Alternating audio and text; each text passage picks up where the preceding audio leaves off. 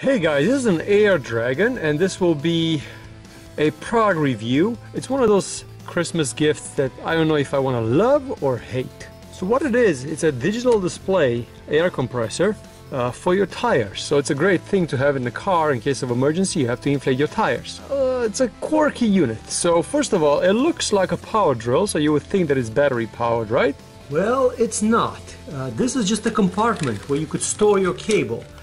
Putting the cable in here, it's not the easiest task in the world. It also has a little bit of a room for extra accessories over here at the bottom, but it is only to store the cable, so it's not powered by anything. So if you want to use it around the garage, like for example inflating a tire on a bicycle or inflating a tire on a motorcycle, you will have to have power from your car or power from a 12-volt source. Here at the top you have this little adapter that you have to insert in here to be able to connect to a tire. Now first of all, this hose is a little bit on the short side, so they only give you about 6 inches of it. I'm not sure why, because if the valve on the car is up here, this will not reach. Another thing that I discovered is that inside here you have a little rubber seal, and this rubber seal was supposed to go, so this goes over first. This rubber seal goes in, and then this one installs here, and it's just pressure that holds the air in. In my case, it did not hold the air.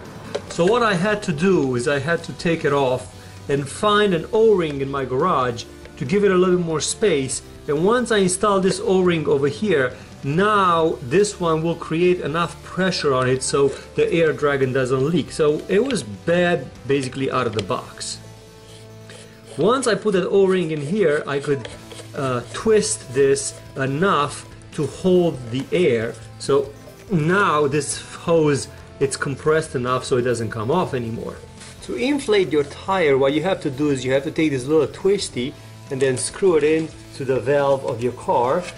In many situations this could be difficult because it's very hard to get your hand in here because of the wheel covers that I have.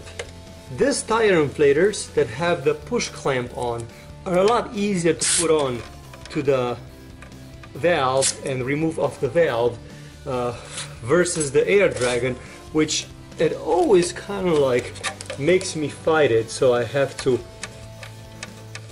somehow put my fingers in here, and removing the covers of the wheels is not always an option. In my case they are zip tied because I don't want to lose them. They keep coming off the wheel.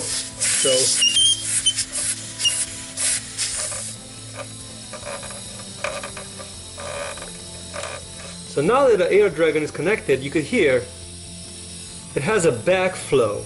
So that's the first thing that you have to do. You have to hang it like this, and now what you have to do is you have to take your cigarette adapter and you have to go into your car, plug it in. So you have to plug it in the car, turn the car on, because in my case the car does not have power, so I'll have to turn the car on, and now the Air Dragon is powered. Once the Air Dragon is powered, you could choose what kind of a pressure you want your tires to be inflated at. This is convenient, but it's not maybe the most useful thing in the world. So in my case I have to put 36 psi.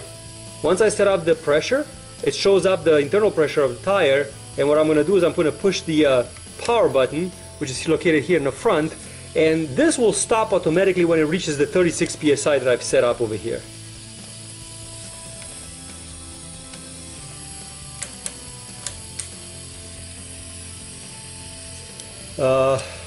It doesn't turn on for some strange reason, and I've noticed that they put a quick disconnect over here, so I wonder if this has anything to do with the fact that sometimes this unit just freezes and you have to unplug it and plug it back in. 36,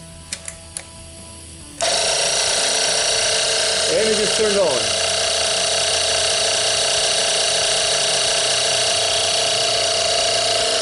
Here's a problem. Even though it stops automatically by itself, I kind of like have to let it hang like this when I inflate the tire, because the hose is not long enough and I'm not going to hold on to it until it finishes the inflation. You can But you would think that they would make it that way, that they could just sit on the ground. 36, and now it's doing some kind of like a balancing or something, because every time I reach this, it just sits over here for a little bit and then it turns off by itself.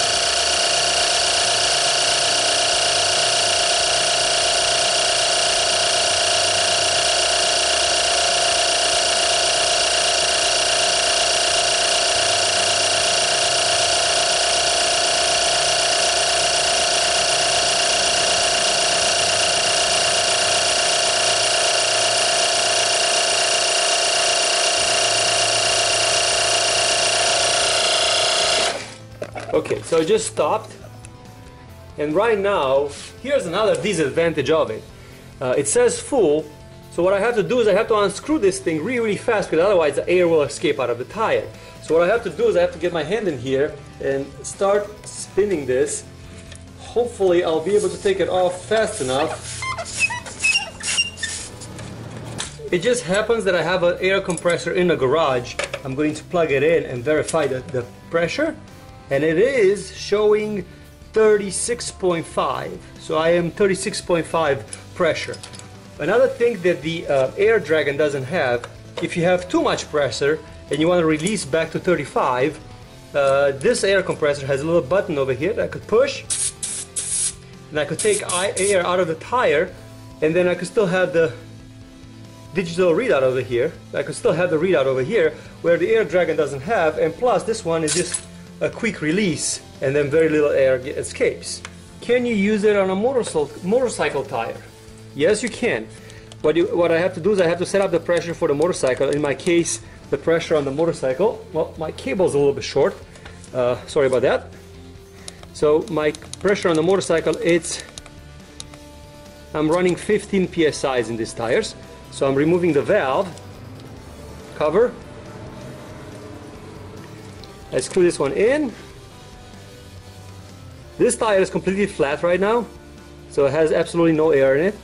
I'm going to turn it on, and let's see how long it will take to inflate this tire. So it just got to 15 psi. It just sits over here for about a couple of seconds, and then now it's ready to disconnect. It also came with an adapter to make it an air compressor, but this doesn't work very well. The pressure is so low it doesn't blow basically anything. And it came with an adapter to make it so you could inflate a football or a basketball. So this one is pretty good. This one is actually works pretty well. And now what about storing? Yes, you could put all the cable inside here, but it will take you a while. What I usually do, I just leave the cable on the outside and just wrap it around it, because it's really not worth for me to deal with that part, trying to fit the cable in here. And now for those that are asking, is it worth it? Well, I cannot really tell, because this device definitely will not work on my motorcycle if my car will not be parked close enough, and it will not work much better than a normal air compressor you pay $6 at Harbor Freight. So to be very honest with you, it's one of those things that even though it has a digital readout and it has a couple of fancy things in here, I think it's harder to use than a normal compressor. Everybody can figure out a normal compressor. I think it's a little bit more work than it needs to be, and to be very honest with you, I would not recommend you to spend the money for it. So this is one of those products that it's just a novelty. It looks good, but it doesn't do how it looks. Thank you very much for watching. I hope you enjoyed this video and helped you make a decision about this Air Dragon.